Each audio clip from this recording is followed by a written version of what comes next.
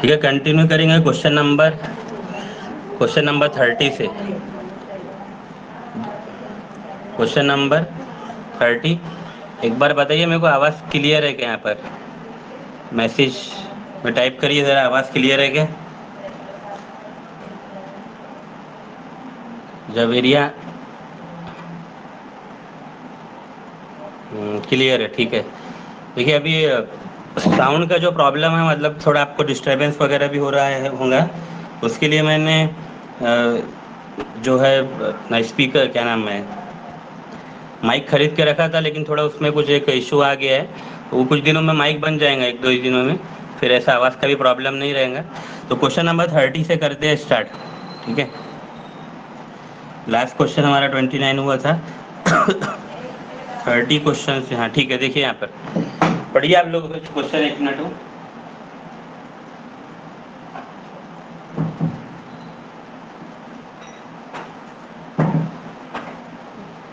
ठीक है, देखिए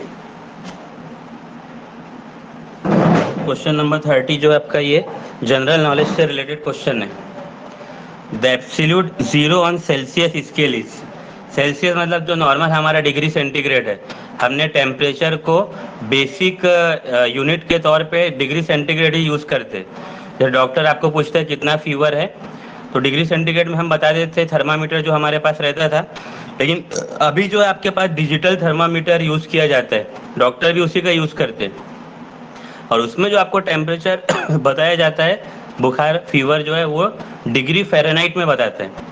तो ये जो डिग्री फ़ारेनहाइट है, डिग्री सेल्सियस है, डिग्री रीमर है, ये सब टेम्परेचर की अलग अलग इकाई है, यूनिट है जिसको हम बोलते हैं, वो पढ़ेंगे हम। फिलहाल अभी क्वेश्चन पे फोकस करते हैं कि जो एब्सोल्यूट जीरो होता है सेल्सियस स्केल पे, वो कितना डिग्री होता है। अभी ये एब्सोल्यूट जीरो ये क्या चीज़ है, तो पहले थोड़ा इसको डिस्कस कर लेते हैं। Absolute zero is the lowest possible temperature, यानी सबसे कम जो टेम्परेचर पॉसिबल हो सकता है, ये वो है जहाँ पे क्या होता है, where nothing, no motion and no heat energy remain in a substance. मतलब ये इतना कम टेम्परेचर है कोई सब्सटेंस का, कोई बॉडी का, जहाँ पर कोई नो मोशन, कोई मोशन ही नहीं होता है, और कोई हीट एनर्जी भी उसके अंदर में नहीं बचती है, इतना ज़्यादा ठंड हो जाता है, कोल्डनेस। तो ये अलग अलग डिग्री, मतलब इकाई के लिए, अलग अलग यूनिट के लिए अलग अलग इसका वैल्यू है। हमको डिग्री सेल्सियस में पूछा हुआ है, तो डिग्री सेल्सियस में जैसे आप देख सकते हैं यहाँ पर मैंने सभी यूनिट में इसका वैल्यू लिख दिया है। डिग्री सेल्सियस में होता है ये -273.15। केल्विन स्केल में ये जो केल्विन, सेल्सियस, रैंकिन, फ़ारेनहाइट जो है, ये सब टेम्परेचर की अलग अलग यूनिट, अलग अलग इकाइयाँ हैं, ठीक है। जो अभी आपको मैंने स्टार्टिंग में समझाया, हम लोग डिग्री सेल्सियस का यूज़ करते थे, लेकिन अभी जो आपके यार थर्मामीटर आ रहे हैं वो डिग्री फ़ारेनहाइट में है। तो एब्सोल्यूट जीरो अगर आपको डिग्री सेल्सियस स्केल पे पूछे तो उसका आंसर है -273.15, ये आपका बी वाला ऑप्शन है। अगर केल्विन स्केल पे पूछ लिया तो वो याद रखिएगा 0 केल्विन है, ये लिख के रखिए आप। अब जैसा मैंने बोला था, नोटबुक में ऐसा ये करिए, पेज नंबर, क्वेश्चन नंबर बराबर मेंशन करिए। 30 क्वेश्चन नंबर चल रहा है आपका। रैंकिंग स्केल पे भी 0 होता है, एब्सोल्यूट जीरो, और फ़ारेनहाइट स्केल पे -459.67 होता है, ठीक है। अभी ये वैल्यू कैसे आई है, तो ये इसके पीछे ना एक डेरिवेशन है।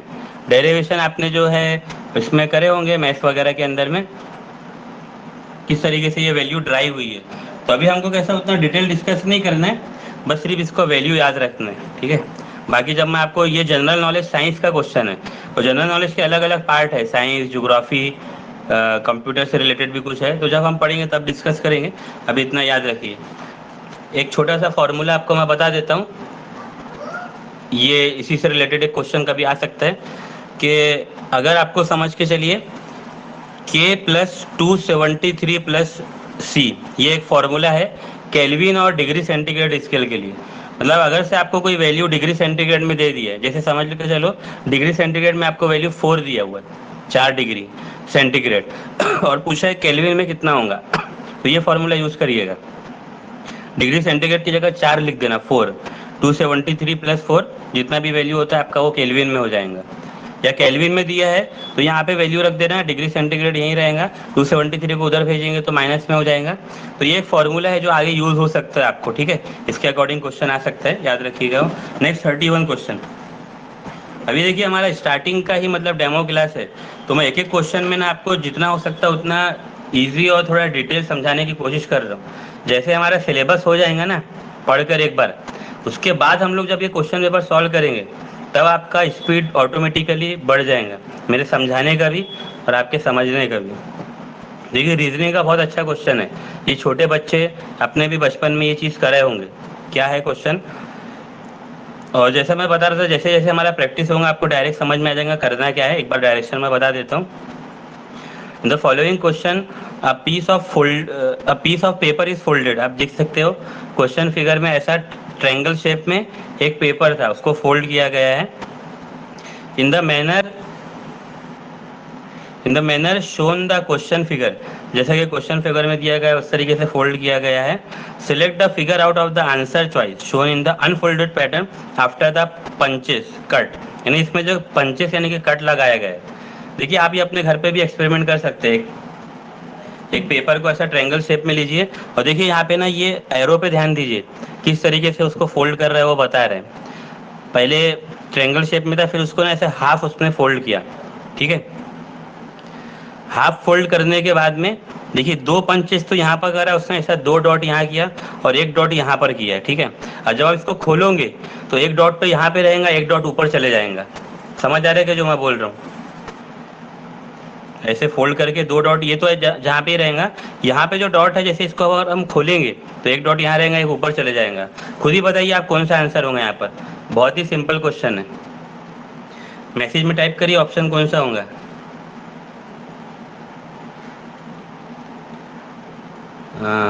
जवेरिया डी, बिल्कुल करेक्ट। डी वाला रहेगा क्या आंसर, चेक करिए अच्छे से। बिल्कुल करेक्ट है, डी वाला ही रहेगा। जैसे मैंने बोला एक ये वाला जो पॉइंट है वो यहाँ पे रहेगा और जब इसको हम फोल्ड करेंगे तो एक पॉइंट यहाँ ऊपर में भी आ जाएगा, ठीक है। एकदम सिंपल क्वेश्चन है। हम स्टूडेंट है आज भी थोड़े, जवेरिया, शकीला, रिजवाना और राहिना, ठीक है ठीक है। अगर मतलब इमरजेंसी सिचुएशन है तो मैंने ये ऑप्शन दिया है रिकॉर्डिंग से पढ़ने का, लेकिन अगर आप लाइव पढ़ सके तो अच्छी बात है। नेक्स्ट अगला क्वेश्चन 32, ये आपका जनरल नॉलेज साइंस से रिलेटेड क्वेश्चन है और ये मुझे लगता है आपको शायद इसके बारे में थोड़ा नॉलेज होगा। Name the CFC used in refrigerator. जब CFC क्या होता है, इसका फुल फॉर्म है क्लोरोफ्लोरोकार्बन, CFC। ये हम लोग जो हमारे घर का फ्रिज रहता है, रेफ्रिजरेटर, ठीक है, AC एयर कंडीशनर उसके अंदर में यूज करते हैं, लेकिन यहाँ पर आपको बोला है फ्रिज, रेफ्रिजरेटर में कौन सा CFC यूज करते हैं। अभी CFC काम क्या करता है आपका, तो देखिए यहाँ पे बता रहे हैं उसके बारे में। Chlorofluorocarbon are anthropogenic compound, anthropogenic compound है ये, मतलब क्या है, लेकिन एंथ्रोपोजेनिक कंपाउंड यानी कि क्या है, जो कूलनेस, ठंडा रखते हैं वो एरिया को, वो जगह को, फ्रिज के अंदर जो भी चीज है उसको कूल करते हैं, ठंडा। That have been release into atmosphere since 1931। और ये क्लोरोफ्लोरोकार्बन जो है ये गैस है जो एटमॉस्फेयर में रिलीज हो रही है 1930 के बाद से, क्योंकि तभी से जो है रेफ्रिजरेटर के अंदर में ये यूज किया जाने लगा। और आज देखिए पूरे दुनिया में भी जो मतलब रेफ्रिजरेटर है, फ्रिज वगैरह, उनमें CFC के तौर पर, क्लोरोफ्लोरोकार्बन के तौर पर यही वाला गैस यूज किया जा रहा है जो इसका आंसर है। और क्यों यूज किया जा रहा है वो बताता हूं मैं अभी आपको। देखिए इसका ऑप्शन है बी वाला, फेरॉन। कार्बन डाइऑक्साइड तो हो नहीं सकता है, कार्बन डाइऑक्साइड तो हम लोग रिलीज करते हैं। मीथेन और अमोनिया ये बहुत ज़्यादा टॉक्सिक गैसेस में आते हैं, हम मीथेन जो है। फेरॉन गैस जो है आपके रेफ्रिजरेटर से निकलता है, रेफ्रिजरेटर से। आप ऐसे दिखाई नहीं देंगे आपको, ऐसे भी गैस हमको दिखाई नहीं देता है। तो ये जो क्लोरोफ्लोरोकार्बन फेरॉन है, याद रखिएगा, रेफ्रिजरेटर में आपका जो क्लोरोफ्लोरोकार्बन यूज होता है उसका नाम फेरॉन है। ये फेरॉन जो है कूलनेस, ठंडा रखता है आपके फ्रिज को। और यही वाला फेरॉन नाम का ही क्लोरोफ्लोरोकार्बन क्यों यूज करते हैं, जबकि बहुत सारे CFC अभी तक डिस्कवर हो चुके हैं कहीं से, मतलब साइंटिस्ट वगैरह ने जो बनाए हैं। फेरॉन यूज करने की वजह ये है कि ये जो है नॉन रिएक्टिव नॉन इनफ्लेमेबल है। इसके आगे लिख दो, non reactive, non inflammable. Inflammable, non inflammable मतलब इसमें आग नहीं पकड़ती है, यानी ये जो आपका CFC है, क्लोरोफ्लोरोकार्बन फेरॉन गैस, ये आग से रिएक्टिव नहीं करता, आग नहीं पकड़ती है, और नॉन टॉक्सिक, ये जहरीली भी नहीं है। नहीं तो समझ के चलो, अगर कोई जहरीली टॉक्सिक गैस निकल रही है फ्रिज से, तो आपके हेल्थ को कितना नुकसान हो सकता है। तो ये तीन बातें इसकी, नॉन रिएक्टिव, कोई भी मतलब पानी के साथ या कोई दूसरे केमिकल के साथ कोई रिएक्शन नहीं करती है गैस, अगर वो कर दे, रिएक्शन कर दे, तो हमारे घर में कोई दूसरी खतरनाक किस्म की गैस डेवलप हो जाए। नॉन इन्फ्लेमेबल, आग भी नहीं लगती, आपने कभी सुना ही नहीं होगा कि फ्रिज में कहीं पे आग वगैरह लगी है, हालांकि पूरा इलेक्ट्रिक से चलता है, वो शॉर्ट सर्किट वगैरह उसमें हो सकता है, लेकिन ये फेरॉन क्लोरो CFC की वजह से तो आग नहीं लगती है, और नॉन टॉक्सिक भी है ना, क्योंकि डोमेस्टिक है, रेफ्रिजरेटर आपका डोमेस्टिक इंस्ट्रूमेंट है। नेक्स्ट, अगला क्वेश्चन नंबर 33 आपका जनरल नॉलेज स्पोर्ट्स से क्वेश्चन है, खेल के मुकाबले जो है। अभी देखिए, स्पोर्ट्स तो बहुत सारी कैटेगरी में आते हैं, अभी ये क्रिकेट से रिलेटेड क्वेश्चन आ गया है, ठीक है। हो सकता है आप में से बहुत से स्टूडेंट उसमें इंटरेस्टेड नहीं होंगे क्रिकेट में, या कभी बैडमिंटन हॉकी से क्वेश्चन आ जाए, ठीक है। तो उसको हम करेंगे जनरल नॉलेज में, इस पार्ट को भी, लेकिन कैसा बहुत वास्ट है। जनरल नॉलेज से आपको सिर्फ 30 क्वेश्चन ही आते हैं, ठीक है। अभी देखिए, मैं आगे का जो आपका हमारा क्लास प्लानिंग है, स्टडी प्लानिंग है, वो अभी डिस्कस करूंगा कल से, जैसे रेगुलर क्लास हो जाते हैं, तभी सब चीज़ों को भी हम देखेंगे। फिलहाल ये क्वेश्चन पे थोड़ा ध्यान दीजिए। अगर समझ के चलो ऐसा कोई क्वेश्चन आ गया जनरल नॉलेज का जो आपको नहीं समझ में आ रहा है कि सर हमने तो इसको पढ़े नहीं है, क्या करेंगे, तो यहाँ पे आप अपना लॉजिक लगाइए कि आंसर क्या हो सकता है। क्वेश्चन को पढ़ते हैं, the fastest Indian cricketer to score 9,000 run in ODI cricket. ODI मतलब वही आपका वनडे इंटरनेशनल, जो 50 ओवर का मैच रहता है, वो कौन सा क्रिकेटर है जिसने सबसे तेज 9,000 रन स्कोर किया है। ऑप्शन देखते हैं पहले, उसके अकॉर्डिंग हम बता सकते हैं। यानी जो क्रिकेट के फेमस प्लेयर है उनके बारे में तो लगभग सभी को थोड़ा थोड़ा नॉलेज रहता ही है। तो सचिन तेंदुलकर बहुत फेमस है, सबसे ज़्यादा रन पूरे दुनिया में इन्होंने ही बनाया, 34,000 से ज़्यादा, 34,000 के करीब, 34,000 रन बनाए इन्होंने पूरा ODI वनडे, मतलब ODI टेस्ट T20 मिलाकर। ODI में भी सबसे ज़्यादा रन इन्हीं का ही है, लेकिन यहाँ पूछा है सबसे तेज 9,000 रन किसने पूरा किया है। सौरव गांगुली, इन्होंने भी 10,000 से ज़्यादा रन बनाए। विराट कोहली, ये तो बिल्कुल अभी फॉर्म में, मतलब अभी रनिंग में ही है, 10,000 से ज़्यादा इनके भी रन है। राहुल द्रविड़, इनके भी 10,000 से ज़्यादा रन है। मतलब सभी जो है आपके फेमस प्लेयर दिख रहे हैं। अब इस तरीके से ना को ऑप्शन भी वैसे कंफ्यूज कर देते हैं, ठीक है। तो देखिए, स्पोर्ट्स से जो क्वेश्चन है वो आपको ना करंट अफेयर के अकॉर्डिंग ही आएंगे, करंट अफेयर से, क्योंकि स्पोर्ट्स की वैरायटी बहुत ज़्यादा है। हॉकी का पहला टूर्नामेंट इंडिया का कब हुआ, किसने जीता, अब इस तरीके से अगर हम लोग करने जाए तो बहुत ज़्यादा वैरायटी है। इसलिए स्पोर्ट्स में जो करंट अफेयर है, जैसे ये 2017 का क्वेश्चन पेपर है, 2017 में जो फर्स्ट टाइम TIT एग्जाम हुआ था ना, ये उस वक्त का है जब विराट कोहली बहुत ज़्यादा फॉर्म में थे, अभी भी फॉर्म में है वो, तो इसका आंसर विराट कोहली है, ठीक है। अब जैसे आप 2024 के लिए तैयारी कर रहे हैं, तो हम क्या करेंगे, 2024 का ना पूरा करंट अफेयर का एक मैं नोट्स बना रहा हूँ, ठीक है, उसको हम लोग स्टडी कर लेंगे स्पोर्ट्स का। 2024 में कौन से बड़े बड़े इवेंट हुए, इंडिया ने T20 वर्ल्ड कप जीता है, ठीक है, और जो बड़े इवेंट हुए उसको हम डिस्कस कर लेंगे, ठीक है। तो ये आपको थोड़ा आसान हो जाएगा, मतलब पूरा स्टडी नहीं करना स्पोर्ट्स में, सिर्फ करंट अफेयर। नेक्स्ट 34 क्वेश्चन यहाँ पे मैसेज में डिस्कस करिए, ठीक है। थोड़ा ब्लर हो रहा है खुद से ही, थोड़ी थोड़ी देर में ठीक हो जाता है वो, क्यों ब्लर होता है पता नहीं, इसको थोड़ा देखना पड़ेगा, थोड़ी देर में हो जाएगा ठीक हो। 34 क्वेश्चन है।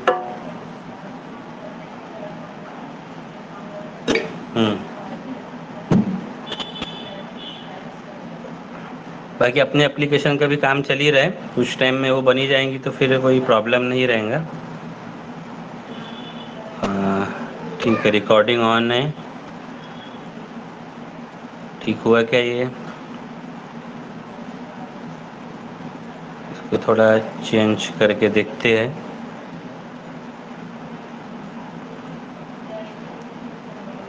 हो सकता है शायद लेंस का प्रॉब्लम हो, मेरा फोकस कर रहे क्या कोई चीज़ को ये।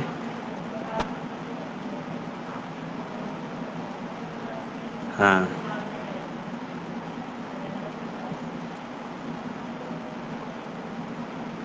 ठीक है, अभी ठीक है। 34 क्वेश्चन को देखिए, बहुत आसान क्वेश्चन है। सुर या शब्दाचा समानार्थी शब्द कोणता। देखिए मराठी ग्रामर से आपको 15 क्वेश्चन आते हैं, आसान क्वेश्चन है ये। सुर शब्द का समानार्थी यानी सिमिलर शब्द जो है, अभी आप बताइए आंसर, बहुत सिंपल है ये। सुर, ए ऑप्शन है, ए ऑप्शन में सुरी है तो वो तो नहीं होगा। बी में स्वर है, ये भी एकदम अलग ही ऑप्शन आ गया है। देव या दानव, देखिए हम लोग सुर असुर बोलते हैं, यानी आपने सुने होंगे देवी देवताओं के बारे में सुर असुर। तो सुर का अपोजिट जो है वो असुर होगा, लेकिन यहाँ पे आपको सिमिलर मतलब समानार्थी शब्द पूछा है। तो सुर यानी के देव, असुर यानी के राक्षस, ठीक है। सुर असुर याद रखिएगा ये बात को भी। सुर यानी के देवी देवता भगवान, और असुर यानी के राक्षस। तो इंडिया में ना मतलब सुर की भी पूजा की जाती है, जो जो देवी देवता है, और असुर यानी राक्षस की भी पूजा की जाती है इंडिया में। ऐसे कुछ लोग हैं जो मतलब राक्षस यानी शैतान की भी पूजा करते हैं। नेक्स्ट, अगला क्वेश्चन 35 देखिए, नीचे में है ऑप्शन, इसका पीछे में direction. A sentence with an underline word is given below. देखिए यहाँ पे एक अंडरलाइन दिया हुआ है। Find a word which is most similar in the meaning to the underline word. अब इसका मीनिंग क्या होगा, ये इंग्लिश ग्रामर का क्वेश्चन है। जैसे आपको मैंने बताया था, इंग्लिश ग्रामर का क्वेश्चन सिर्फ इंग्लिश में ही रहेगा, वो उर्दू मराठी में तो हो नहीं सकता। तो देखते हैं यहाँ पे इसका आपको मीनिंग पूछा हुआ है, सिमिलर मीनिंग क्या हो सकता है बिट्राई का। अगर देखिए आपके साथ ऐसा हो सकता है, क्योंकि इंग्लिश हमारा मदर टंग तो है नहीं, फॉरेन लैंग्वेज है, और मेरे साथ भी ये हो सकता है कि कुछ ऐसा वर्ड आ जाए जो मुझे भी नहीं पता। तो क्या करेंगे, ये सूरत में आप वो जो सेंटेंस है ना उसको अच्छे से पढ़िए 2 से 3 बार, और वो वर्ड जो है उसका मीनिंग अपने तौर पर निकालने का कोशिश करिएगा, ठीक है। से ही प्रॉमिस, उसने प्रॉमिस किया, never to betray his wife, कभी उसकी वाइफ को बिट्राई नहीं करेगा। अब बिट्राई का मीनिंग यहाँ क्या हो सकता है, मतलब अपनी वाइफ के लिए वो प्रॉमिस कर रहा है, तो क्या हो सकता है कि कभी उसको छोड़ेगा नहीं, कभी धोखा नहीं देगा, इस तरीके का मीनिंग हो सकता है ना, कभी दुख नहीं देगा, ठीक है। हालांकि मुझे पता है बिट्राई का मीनिंग क्या है, लेकिन मैं आपको समझाने के लिए बता रहा हूँ कि इस तरीके का मीनिंग हो सकता है। अब उसके अकॉर्डिंग हम ऑप्शन को चेक करते हैं। देखिए ऑप्शन को, थोड़ा ऊपर में, ए नंबर पे है डिसीव, बी है अप्रिशिएट। देखिए डिसीव का मीनिंग बोलेंगे आप, सर हमको नहीं पता, तो जो मीनिंग पता है उसको देखिए। अप्रिशिएट नहीं, अप्रिशिएट तो गलत होगा वर्ड यहाँ पे, क्योंकि कैसा सेंटेंस था वो, he promise never to betray his wife, never to appreciate his wife बोला जाए तो बहुत गलत हो जाएगा, कि अपनी वाइफ को कभी अप्रिशिएट मतलब उसकी कभी सराहना नहीं करेंगे, तो इसका प्रॉमिस तो कोई करेगा नहीं, ठीक है, अपने बीवी के लिए। सी है सपोर्ट, ये भी गलत होगा कि कभी सपोर्ट नहीं करेगा। और डी है कि लाइक कभी पसंद नहीं करेंगे, क्योंकि नेवर का वर्ड बोले ना। अब तीनों ही चीज़ नहीं हो सकता, तो ए वाले होगा डिसीव, ठीक है। तो डिसीव का मतलब, बिट्राई का मतलब वही होता है कि धोखा देना, ठीक है।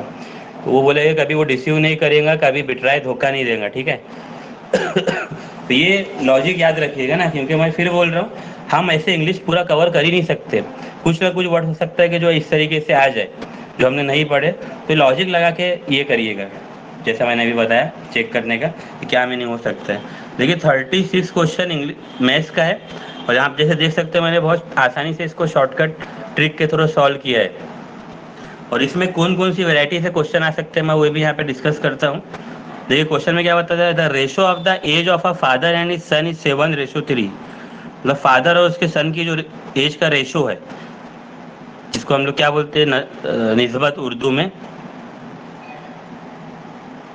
गुणितर मराठी में बोलते हैं, रेशो दिया वो 7:3। देखिए फादर का जो रेशो है बड़ा रहेगा, क्योंकि फादर की उम्र बड़ी है। ये उम्र नहीं दिया है, एज नहीं दिया, याद रखना। 7 साल और 3 साल फादर और बेटे की एज नहीं दिया है, उनकी एज का रेशो दिया है।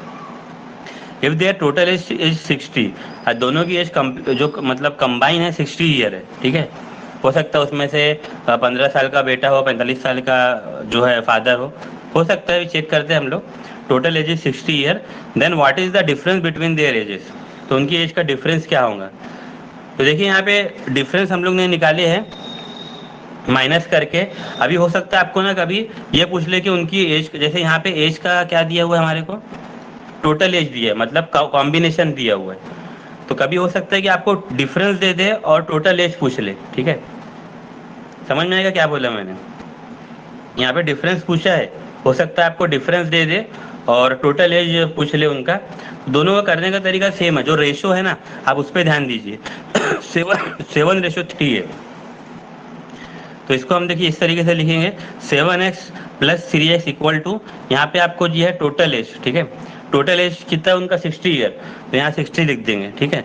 अगर समझ लो ऐसा बोलता है कि उनका डिफरेंस 60 ईयर है, अगर क्वेश्चन में बोल देता है कि उनका डिफरेंस 60 ईयर है, तो हम लोग लिखते हैं 7x - 3x इक्वल टू 60। समझ में आएगा। टोटल एज बोले इसलिए हम लोग प्लस में लिख रहे हैं, एक्स एक्स आपको लिखना ही है, ठीक है।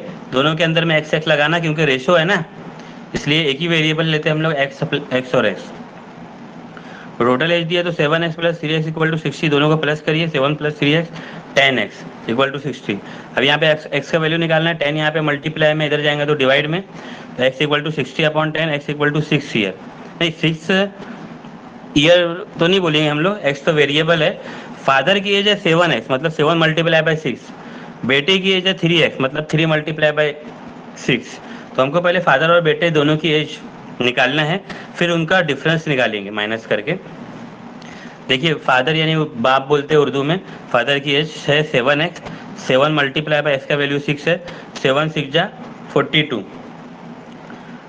बेटे की एज है 3x, x आपने निकाल लिए, 3 × 6, 3 × 6 = 18। तो ये बाप और बेटे की एज निकल गई। अब उनका डिफरेंस निकाल लेते हैं, मतलब बाप की एज में से, फादर की एज में से बेटे की एज को माइनस कर देंगे, 42 - 18 24। तो उनका डिफरेंस है 24। आपका कौन सा, डी वाला ऑप्शन है, ठीक है। देखिए कैलकुलेशन को अच्छे से देखिए। तो मैथ्स के ना मतलब ऐसा दिखने में लगता है कि क्वेश्चन कितना बड़ा है, हम लोग करेंगे कैसे, लेकिन एक बार आपको इसके ट्रिक, इसका मेथड पता चल गया तो ये इस तरीके के मैथ्स से क्वेश्चन आपके लिए बहुत इजी हो जाएंगे, ठीक है।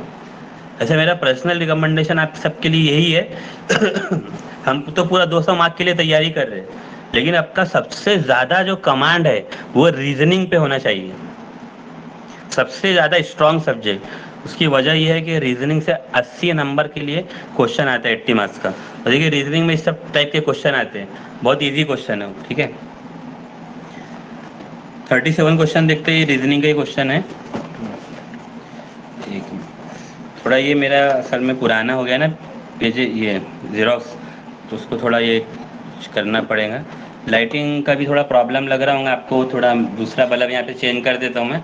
और अभी मतलब अल्हम्दुलिल्लाह हमारा जो है इसका डिजिटल सेटअप का भी प्लानिंग चल रहा है, ठीक है, यानी उसका काम स्टार्ट करें इसी मन से।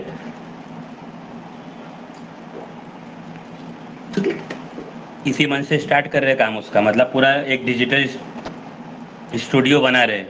यानी जैसे आपने बहुत बड़े फेमस यूट्यूबर वगैरह को देखे होंगे, ओझा सर, खान सर वगैरह, किस तरीके से वो डिजिटल बोर्ड का इस्तेमाल करते हैं, तो वो प्रोवाइड, मतलब उस तरीके से हम लोग बना रहे हैं, और ये बहुत अच्छा हो जाएगा हमारे समझने के लिए। 37 क्वेश्चन को देखिए। Direction, find out which of the figure A, B, C and D can be formed from the piece given in figure X।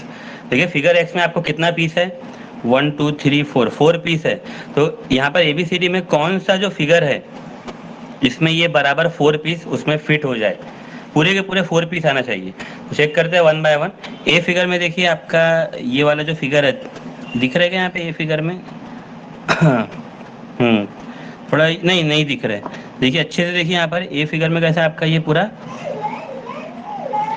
ये 90 डिग्री पे है ना, लेकिन यहाँ पे देखिए ये 90 डिग्री पे नहीं है, तो ए वाला तो ऑप्शन नहीं होगा, ठीक है। बी को देखिए आप, यहाँ पर बी में भी मुझे, यानी पूरा चारों फिगर मिलना चाहिए, तो मैं एक एक फिगर से चालू कर रहा हूँ।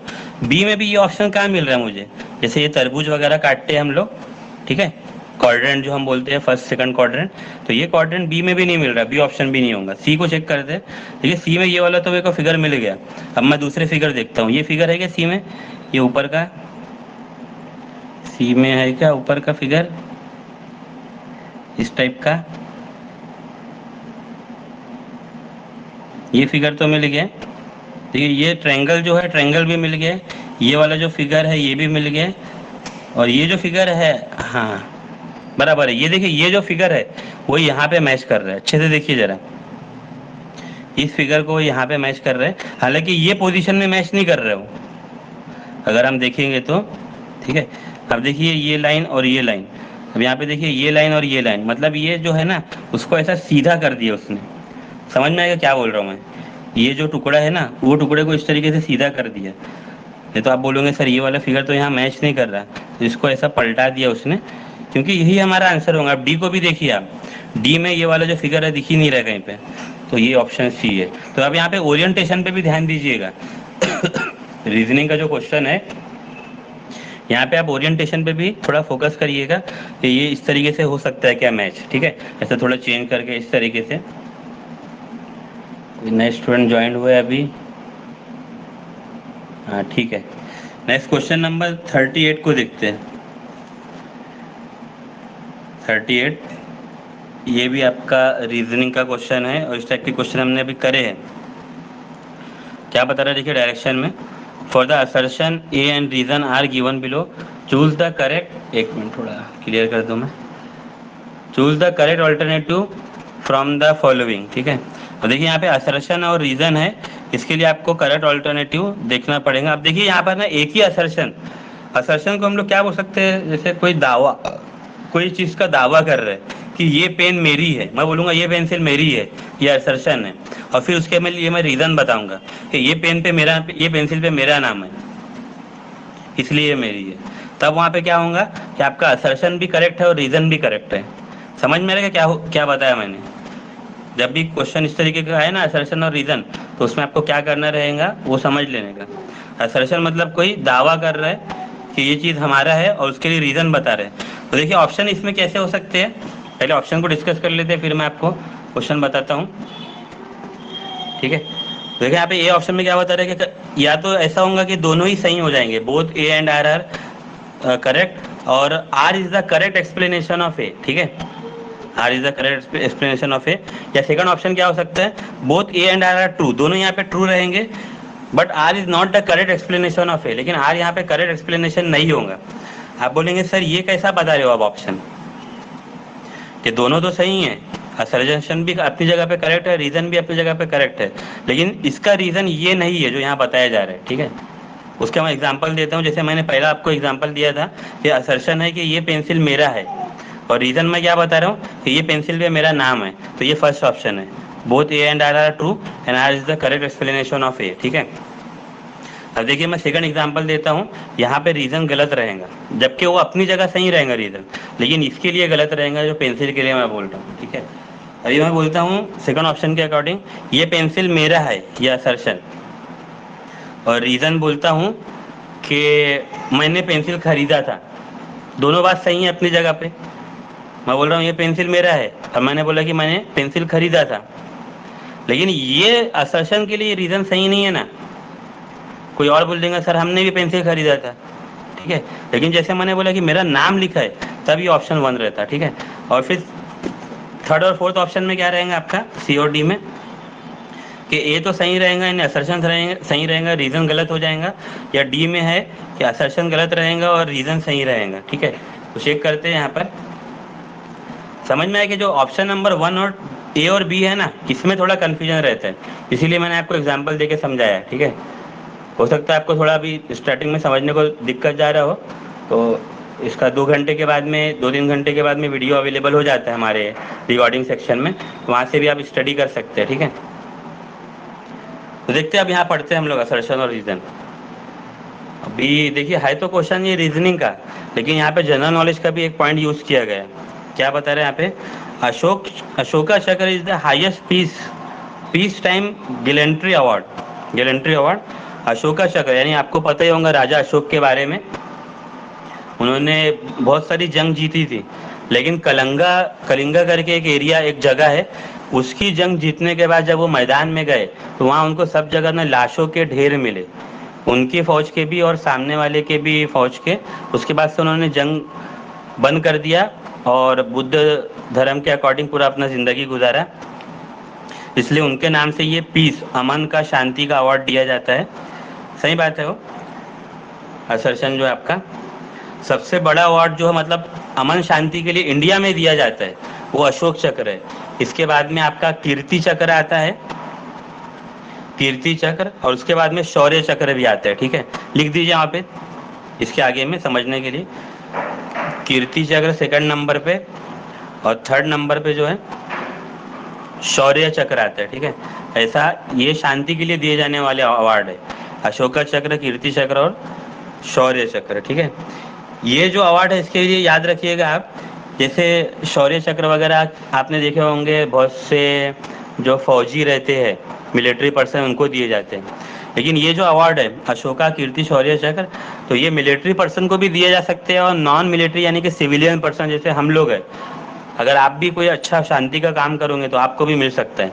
और ये जो अवार्ड है जंग के मैदान में नहीं दिया जाता है, यानी कुछ ऐसे अवार्ड है आपको भी पता होगा जो दुश्मन से इंडिया की फौज, इंडिया का जो डिफेंस सिस्टम है, जब फौज दुश्मन की फौज से मैदान में जंग कर रही है या फाइटर प्लेन से या समुंदर में जंग कर रही है, वहाँ पर अगर उनकी डेथ हो जाती है या उन्होंने दुश्मन की फौज को हरा दिया, तब उनको मैदान के जंग में जो अवार्ड दिया जाता है वो डिफरेंट कैटेगरी का है। ठीक है, तो ये जो है ये आपको जो 3 अवार्ड का नाम बताया मैंने, मिलिट्री पर्सन को और सिविलियन दोनों ही किस्म के लोगों को मिल सकता है। और ये जंग के मैदान, ज़रूरी नहीं है कि जंग के मैदान में ही ये अवार्ड दिया जाए, मतलब जंग लड़ना पड़े उसके लिए।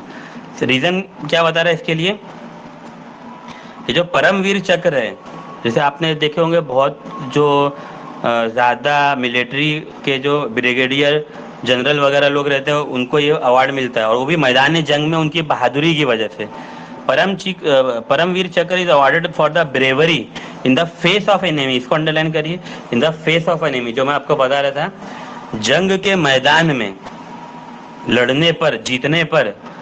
ठीक है, बहुत से ऐसे भी फौजी है जिनकी डेथ हो जाती है जंग के मैदान में, तो उनके रिलेटिव को, उनके वाइफ को या उनके माँ बाप वगैरह, भाई वगैरह को ये अवार्ड दिया जाता है। तो परम भी बिल्कुल, रीज़न भी बिल्कुल, मतलब रीज़न का जो स्टेटमेंट है वो बिल्कुल सही है। ये परमवीर चक्र हम लोगों को कभी मिल ही नहीं सकता है, क्योंकि ये जंग के मैदान में मिलिट्री अवार्ड है। ठीक है, और ये हाईएस्ट मिलिट्री अवार्ड है हमारे इंडिया का। जैसे आपने सुने होंगे परमवीर चक्र शहीद अब्दुल हमीद, जो ये थे अब्दुल हमीद, बहुत ही ज़्यादा मतलब हाई लेवल के वो कमांडर थे, और फिर बाद में ब्रिगेडियर वगैरह भी बने और जंग के मैदान में लड़ते हुए वो शहीद हो गए। तो in the face of enemy, जंग के मैदान में दिया जाने वाला अवार्ड है। तो देखिए दोनों ही अपनी जगह सही है, असर्शन और रीज़न, लेकिन इसका आपका ऑप्शन क्या होगा, रीज़न जो है यहाँ पे असर्शन के लिए गलत है। ठीक है, रीज़न जो असर्शन की मतलब एक्सप्लेनेशन नहीं कर रहे, इसका बी वाला ऑप्शन होना चाहिए। एक बार चेक करता हूँ मैं, हाँ बराबर है, बी वाला ही ऑप्शन है।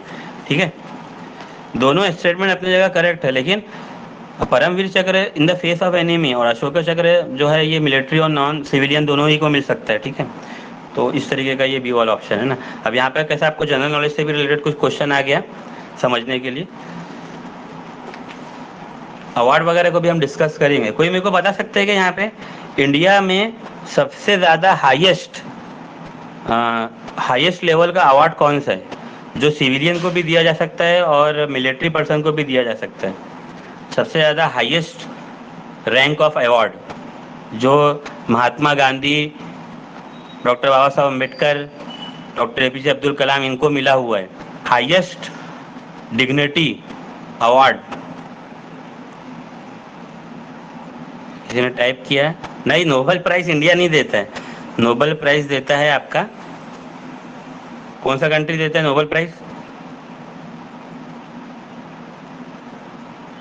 इंटरनेशनल लेवल पे दिया जाता है नोबेल प्राइज जो है।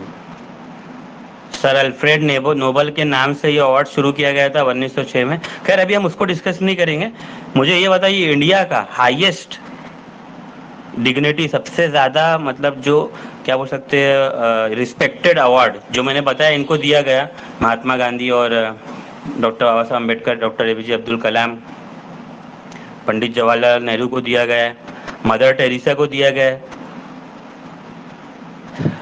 अरे इतना सिंपल सा तो भी जो नॉलेज आपको रहना चाहिए ना एज अ टीचर।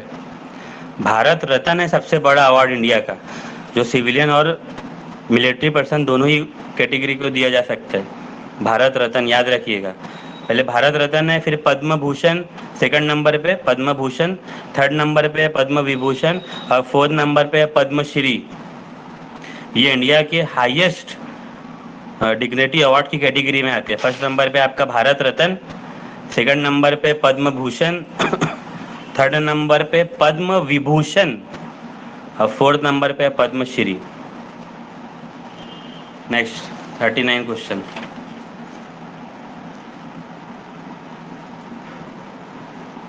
देखिए यहाँ पर अभी ये आपका child psychology, child development psychology से रिलेटेड क्वेश्चन है 39।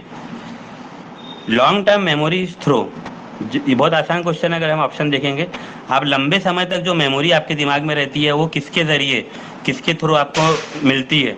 देखते हैं यहाँ पे ऑप्शन को। ये है आपका लर्निंग बाय रीडिंग। नहीं, रीडिंग जैसे मैं ये पढ़ रहा हूँ तो लॉन्ग टर्म याद रहेगा क्या मुझे?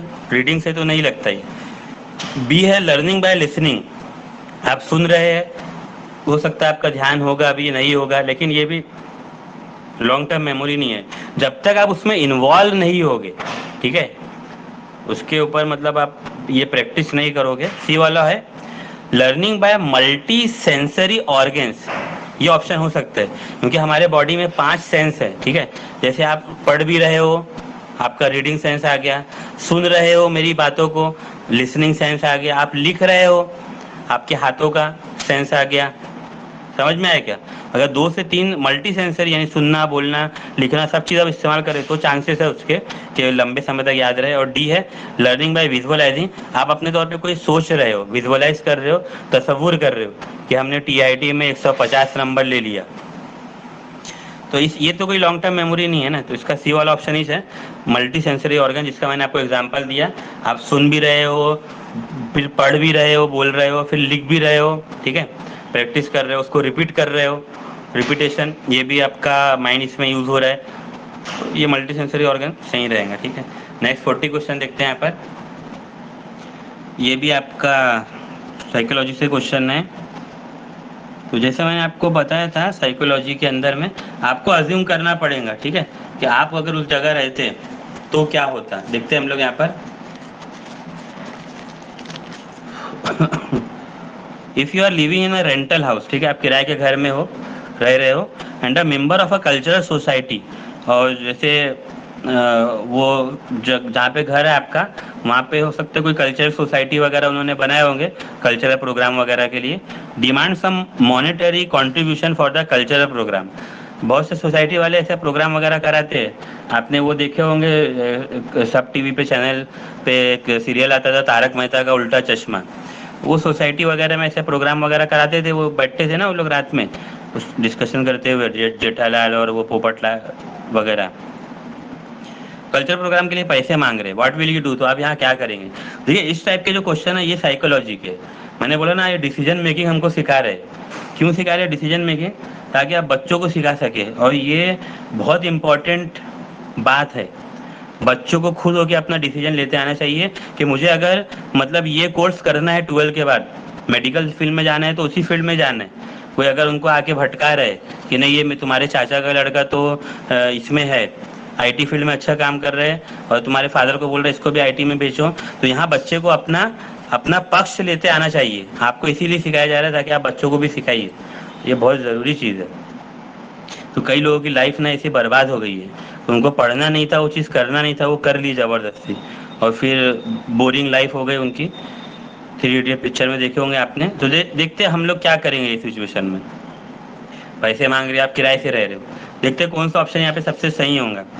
ये है कि you will not contribute being a temporary resident in the locality. आप बोलेंगे सर हम तो किराए से रहते, हम काय को पैसे दें। बी है यू विल गिव हैप्पीली, आप खुशी से पैसा दे दोगे, and enjoy the programme programmer as a member of group. और देखिए आप है तो किराए से, लेकिन है तो वो सोसाइटी में ही ना, भले ही किराए से हो आप, लेकिन आप सोसाइटी में हो तो आपको भी वो फंक्शन एंजॉय करने का मौका मिल जाएगा, पैसा दे रहे हो आप। See as you have no taste for such organisational venture you refuse to pay them. ये है कि आपको, बहुत से लोग रहते हैं जिनको ऐसा मज़ा नहीं आता, जैसे ये बोला ना नो टेस्ट, आप बोलोगे कि सर हमको तो इसमें बिल्कुल मज़ा नहीं आता कल्चरल प्रोग्राम में। बहुत से बच्चे रहते हैं ना स्कूल के भी कल्चरल प्रोग्राम में पार्टिसिपेट नहीं करते, वो उस दिन जाते ही नहीं है स्कूल, नो टेस्ट, तो आप मना कर दोगे, रिफ्यूज टू पे देम। लेकिन बच्चों की बात अलग है, और आपका ये आप जो है समझदार व्यक्ति, समझदार इंसान के तौर पे क्वेश्चन किया जा रहा है, तब की बात अलग है। डी है you will have some complexes and personal reason for refusal. आप खुद अपना पर्सनल रीजन या कॉम्प्लेक्सेस देखिए क्या बता रहे हैं यहाँ पर, कुछ ऐसा मतलब घुमा फिरा के बोलोगे कि नहीं मुझे पास पैसा देना तो चाहता हूँ मैं, लेकिन मेरे को ये प्रॉब्लम है, ऐसा है तो मैं पैसा नहीं दे सकता। देखिए कौन सा ऑप्शन यहाँ पे सही, क्या डिसीजन आप ले पाओगे। और देखिए ये इस तरीके के जो क्वेश्चन है ना, तो यहाँ पर याद रखिएगा आप हमेशा पॉजिटिव आंसर को ही टिक करना, क्योंकि डिसीजन मेकिंग में आपको वही सिखाया जा रहा है कि सबसे अच्छा डिसीजन आप क्या ले सकते हैं। क्या होंगे यहाँ पर, बी वाले ऑप्शन होंगे, ठीक है। You will give happily and enjoy the programmer as a member of the group, क्योंकि आप उस सोसाइटी में रह रहे हो, आपको मिलकर रहना है सबके साथ, ठीक है, तो आप कर दोगे, पैसे दे दोगे अरेंज करके, और फिर प्रोग्राम को भी एंजॉय करोगे, ठीक है। स्कूल में जो नहीं भी करते थे आगे, क्योंकि हम लोग समाजी जानवर है।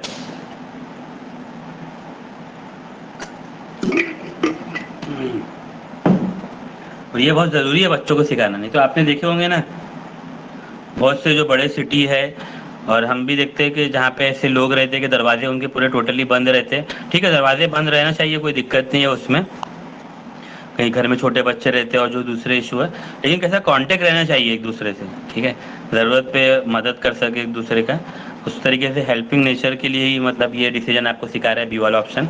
नेक्स्ट अगला क्वेश्चन देखते हैं 41, 50 क्वेश्चन हो जाए तो आज अच्छा है, देखते हैं कितना टाइम है अभी। 41 क्वेश्चन है आपका रीजनिंग से, थोड़ा कंफ्यूजिंग क्वेश्चन है 41, देखते हैं लेकिन यहाँ पर इस टाइप के क्वेश्चन तो हमने इसके पहले भी सॉल्व करे, ठीक है। देखिए ऑप्शन को देख के आप समझ सकते हैं, आपको यहाँ 4 ऑप्शन दिए गए हैं, और कौन सा जो पेयर है वो करेक्टली मैच है, ठीक है, जैसे ए सी बराबर सही है क्या, ए और सी बराबर सही है क्या, या डी ए, ऑप्शन डी और ए सही है क्या, वो हमको यहाँ चेक करना है, ठीक है। एक बार मैं फिर बता देता हूँ पढ़ के। ईच क्वेश्चन है the main statement followed by 4 statement level, हमने पढ़े थे इसके पहले भी, एक मेन स्टेटमेंट है, इसके अकॉर्डिंग यहाँ 4 स्टेटमेंट है, A B C and D. Choose the order pair of statement, तो अब यहाँ पे देखिए आप 4 ऑप्शन में आपको ना पेयर दिए गए, पेयर, तो आप वो पेयर को सिलेक्ट करिए, यानी वो 2 स्टेटमेंट को सिलेक्ट करिए जो कि where the first statement implies the second, जहाँ फर्स्ट स्टेटमेंट सेकंड को की तरफ इशारा कर रहा है, उसको सही बता रहा है, and the 2 statement are logically consistent with the main statement, और ये मेन स्टेटमेंट के साथ ये सही रहना चाहिए, ठीक है। अब देखिए क्या क्वेश्चन पूछ लिया, रीता इज आइदर ऑप्टिमिस्टिक, आप बोलोगे सर ये कितना डिफिकल्ट वर्ड बोल लिया, हमको नहीं पता इसका मीनिंग। मराठी और उर्दू से आप समझ सकते हैं, अगर आपको मराठी उर्दू आती है तो, ठीक है, मराठी या उर्दू, और क्लास के मैक्सिमम स्टूडेंट है जो इनसे 2 लैंग्वेज से कनेक्टेड है। ऑप्टिमिस्टिक का मतलब है पूर्व उम्मीद, मतलब जिसको बहुत ज़्यादा उम्मीद है कि ये काम हो सकता है ना, पूर्व उम्मीद जिसको हम बोलते हैं कि जिसको आशा है कि हम ये कर लेंगे। और पेसिमिस्टिक इसका अपोजिट है मायूस, ठीक है, ना उम्मीद। ऑप्टिमिस्टिक यानी उम्मीद से भरपूर, जिसके अंदर उम्मीद है, तो या पेसिमिस्टिक यानी कि ना उम्मीद, जिसको कोई उम्मीद नहीं है। तो हो सकता है आप में से भी कुछ ऑप्टिमिस्टिक होंगे, उम्मीद होंगे आपको कि सर टीआईटी में अच्छे मार्क्स स्कोर कर सकते हैं, और कुछ पेसिमिस्टिक होंगे, सर हमसे तो पढ़ के नहीं होता, हमसे करके नहीं होता। देखिए मैं एक बात तो आपको ये भी बताऊंगा कि अगर आप ईमानदारी से मेरी क्लास को अच्छे से कर लिए और एक उसको रिवीजन कर लिए अच्छे से एक बार, तो मैक्सिमम आपके मार्क्स स्कोर होने के पूरे 100% चांस है।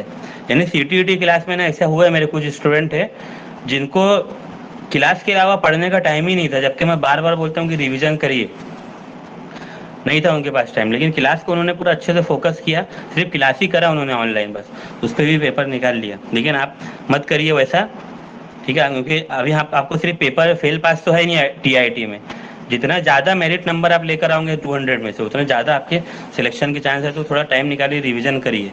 चलो देखते हैं यहाँ पे ये मेन स्टेटमेंट के अकॉर्डिंग जो 4 ऑप्शन है। पहला है रीता इज ऑप्टिमिस्टिक। ठीक है, आपको मेन स्टेटमेंट क्या बताया, रीता या तो उम्मीद, उसको उम्मीद है, ठीक है, पूरी उम्मीद है वो, या ना उम्मीद है। तो या तो ये होंगी पूरी उम्मीद या ना उम्मीद। अब ऑप्शन देखते हैं इसके according. Rita is optimistic, Rita पूरी उम्मीद है, उसको उम्मीद है। सेकंड बी है Rita is not optimistic, Rita को उम्मीद नहीं है। सी है रीता इज पेसिमिस्टिक, पेसिमिस्टिक यानी वही कि रीता को ना उम्मीद नहीं है। पेसिमिस्टिक का मतलब भी वही है और नॉट ऑप्टिमिस्टिक का मतलब भी वही है, दोनों का मतलब सेम है कि रीता को उम्मीद नहीं है। और पेसिमिस्टिक में नॉट नहीं बोला है, लेकिन वो वर्ड का मतलब ही वही है कि ना उम्मीद नहीं है।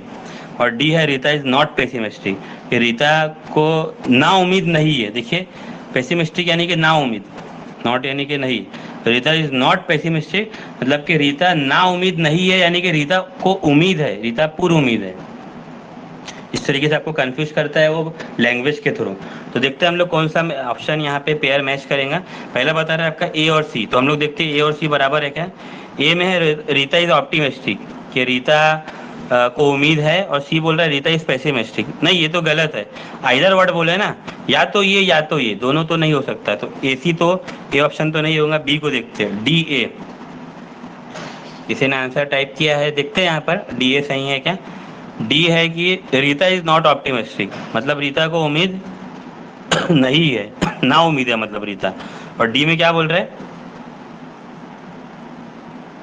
नहीं सॉरी, बी ऑप्शन क्या है, डी ए है ना, पहले डी पढ़ते हैं हम लोग। डी है रीता इज नॉट पेसिमिस्टिक, मतलब रीता को उम्मीद नहीं, रीता ना उम्मीद नहीं है। पेसिमिस्टिक मतलब ना उम्मीद, नॉट यानी कि नहीं ना। Rita is not pessimistic, Rita ना उम्मीद नहीं है, मतलब रीता को उम्मीद है, रीता पूरी उम्मीद है। और डी के साथ क्या है, ए है। ए है कि रीता इज ऑप्टिमिस्टिक, रीता पूरी उम्मीद है, रीता को उम्मीद है, तो बिल्कुल सही है। डी और ए दोनों आपस में मैच कर रहे हैं, ठीक है, डी और ए दोनों मैच कर रहे हैं, तो हमारा बी वाला ऑप्शन है डी और ए। ठीक है, आंसर बता देता आपको मैं, देख लीजिए डी और ए।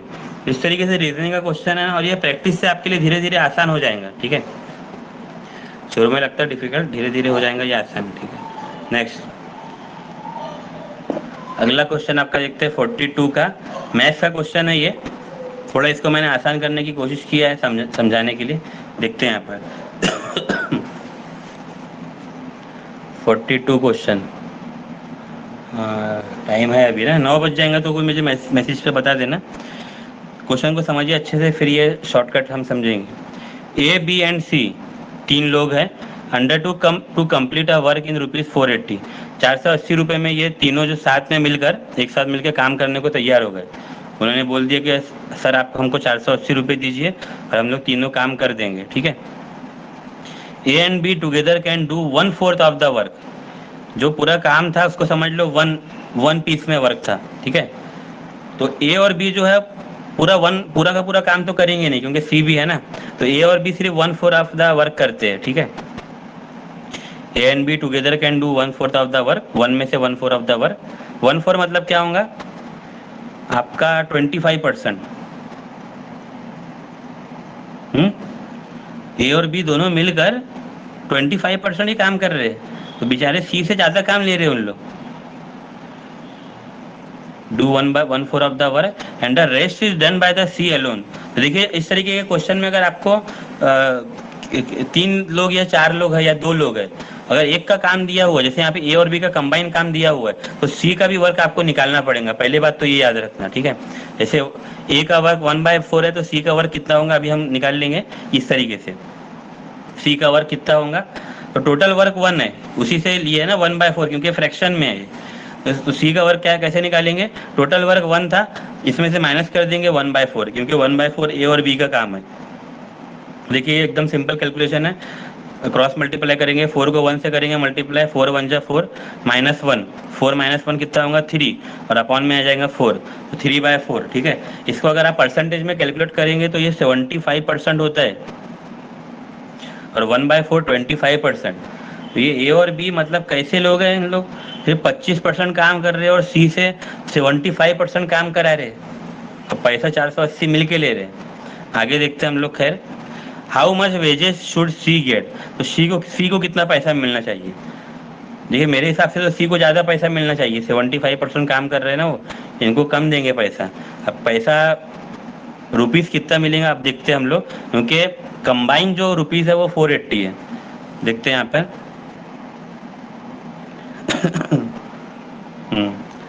देखिए यहाँ पे ये किया है मैंने कैलकुलेशन।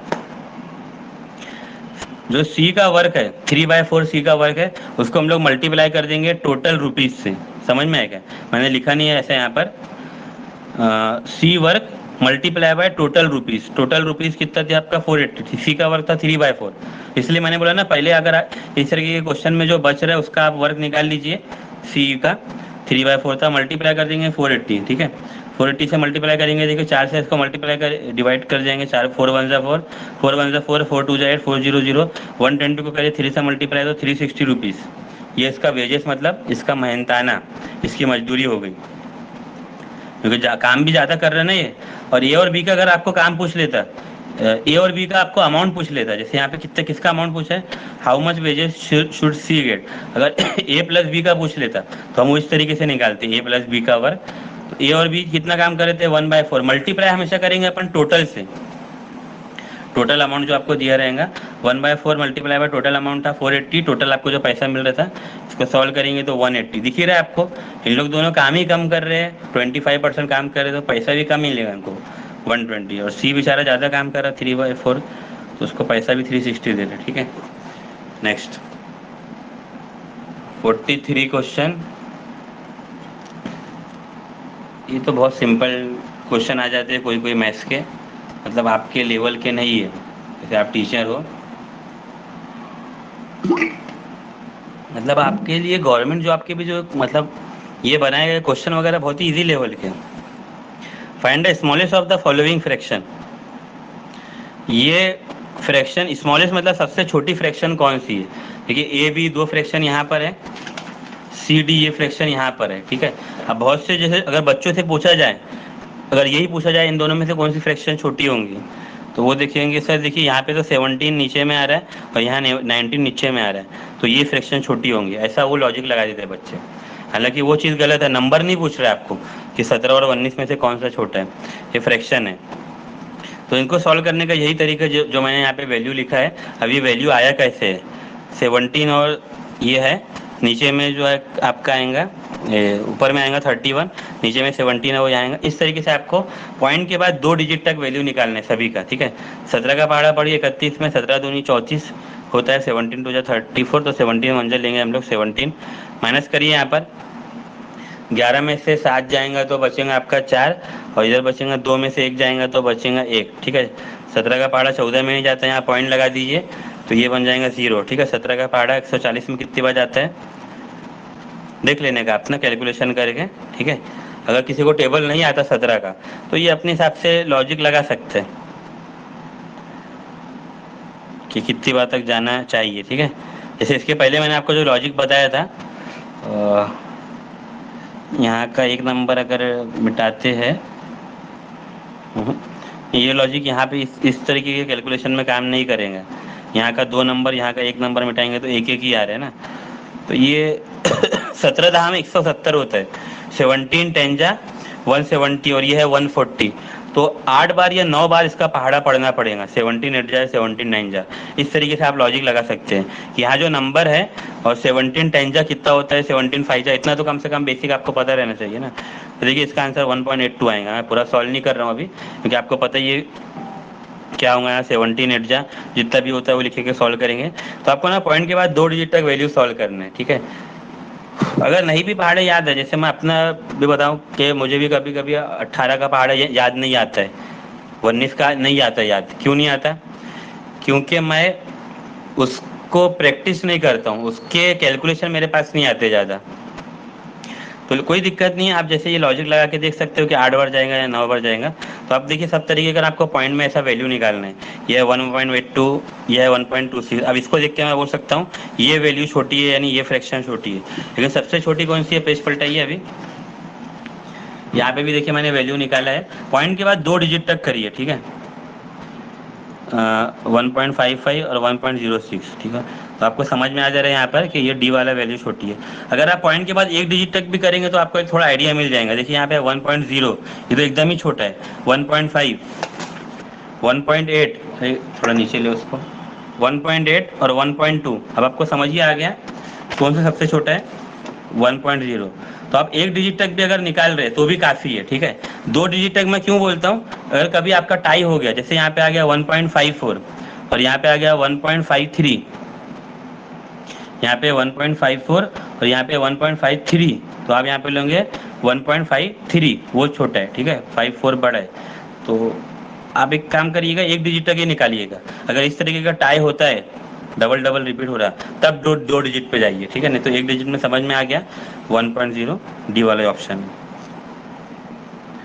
ठीक है। 44 क्वेश्चन भी आपका वो चाइल्ड साइकोलॉजी से आ गया। अच्छा क्वेश्चन है ये। और एक आपको बहुत इंपॉर्टेंट डेफिनेशन भी यहाँ समझा दे रहे हैं।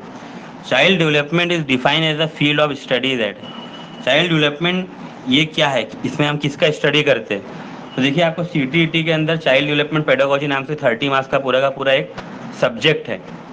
पेपर 1 में भी, पेपर 2 में भी, और CTET TET का पेपर 3 पेपर 4 भी आने वाला है, क्योंकि उसका कंफर्मेशन हो गया एजुकेशन डिपार्टमेंट से। उसमें भी चाइल्ड डेवलपमेंट पेडागोजी रहेगा। ये ऑप्शन आप लोग पढ़िए, क्योंकि ऑलरेडी मैंने आपको चाइल्ड डेवलपमेंट पेडागोजी का पूरा सब्जेक्ट के अंदर डिटेल उसके बारे में पढ़ा दी है। आप पढ़िए इसको और देखिए कौन सा ऑप्शन हो सकता है।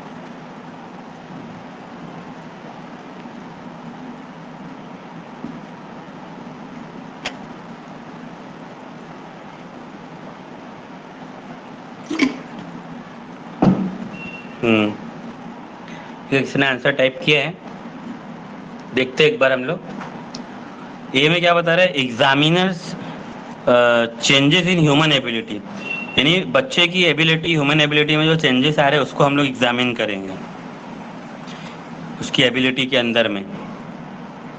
देखते और ऑप्शन का क्या हो सकता है। देखिए हम चेंजेस को तो ऑब्जर्व करते हैं, ठीक है, लेकिन सिर्फ एबिलिटी पे ही नहीं हम ऑब्जर्व करते हैं।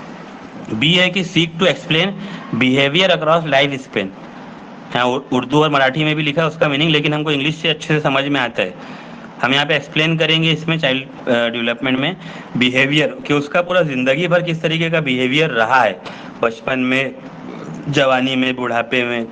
सी है कंपेयर चिल्ड्रन टू अडल्ट, मवाजना करेंगे, कंपेयर करेंगे बच्चों का अडल्ट से। नहीं, ये तो गलत है, बिल्कुल ही गलत है, कंपेयर तो नहीं है। डी है account for the gradual, account मतलब यहाँ पर हो सकता है हम लोग एक तरीके से उसको वही करेंगे जो ऊपर बताया, एग्जामिन, चेकिंग करेंगे उसका, किस लिए, account for the gradual evolution, जो धीरे धीरे ग्रेजुअल उसके अंदर में तब्दीली, इवोल्यूशन हो रहा है, ग्रेजुअल। और बच्चों में इवोल्यूशन इसी तरीके से होता है। और आप यही एक्सेप्ट करिए बच्चों से, अभी उनको ABCD सिखा रहे हो तो ये मत करिए कि वो फर इंग्लिश बोलना सीख जाए। Gradual evolution of child cognitive, cognitive का मीनिंग मैंने क्या बताया था आपको, लर्न एंड प्रोसेस, कोई चीज़ को सीखना और उसको अप्लाई करना, ये स्किल बच्चों में डेवलप होती है धीरे धीरे। सोशल स्किल, समाज से बच्चे धीरे धीरे कनेक्ट होते हैं। एंड अदर कैपेसिटी, और दूसरी कैपेसिटी, दूसरे उनके जो स्किल्स है, एबिलिटी है, उसको यहाँ पे अकाउंट, उनको एग्जामिन किया जाता है। तो आप देख सकते हो यहाँ पे डी ऑप्शन ही बिल्कुल सही करेक्ट लग रहा है। अभी देखिए मैं तो आपको समझा रहा हूँ इसलिए मैंने इतना डिटेल बताया, मेरे पास इतना नॉलेज था। अब अगर आपको ऐसा क्वेश्चन आ गया, यहाँ पे आपको कैसा डिसीजन तो नहीं लेना ये क्वेश्चन में, ये आपका चाइल्ड डेवलपमेंट का ही क्वेश्चन है, साइकोलॉजी का नहीं है। तो आप यहाँ पर मेरी बातों को अप्लाई करने का, इसका मीनिंग क्या है, क्या हो सकता है, किस तरीके से हम उसको कौन सा ऑप्शन सबसे करेक्ट हो सकता है ना। कभी कभी ऐसा भी होगा आपको कि एक क्वेश्चन का आपको लगेगा कि सर दोनों ही ऑप्शन बिल्कुल सही हैं, ये चारों ही ऑप्शन बिल्कुल सही हैं, तो वहाँ पे देखना कि सबसे बेस्ट ऑप्शन क्या होगा। हमें को पढ़ने के बाद खुद ही आपको समझ में आएगा, जैसे कि डी ऑप्शन सर यहाँ पे सबसे करेक्ट है, और डी को टिक करिएगा, ठीक है। 45 क्वेश्चन भी मैथ्स के लिए बहुत मतलब इजी तरीके से मैंने यहाँ पे सॉल्व किया है, लेकिन जैसे कि टाइम ड्यूरेशन अभी हमारा हो गया है तो इसको अभी हम कल करेंगे, ठीक है। दूसरी बात, जैसे आज आपका डेमो का लास्ट डे था, डेमो क्लास का, तो अभी इसके बाद से जैसे मैंने बताया था जो स्टूडेंट एडमिशन लेंगे उन्हीं को हम कंटिन्यू करेंगे ट्यूसडे से, ठीक है। बाकी फिर जो डिटेल वगैरह प्रोसीजर है आपको ग्रुप पे इन्फॉर्म कर दिया जाएगा। प्रैक्टिस करिए जितना भी मैंने आपको बताया अभी। The class is and now. Thank you.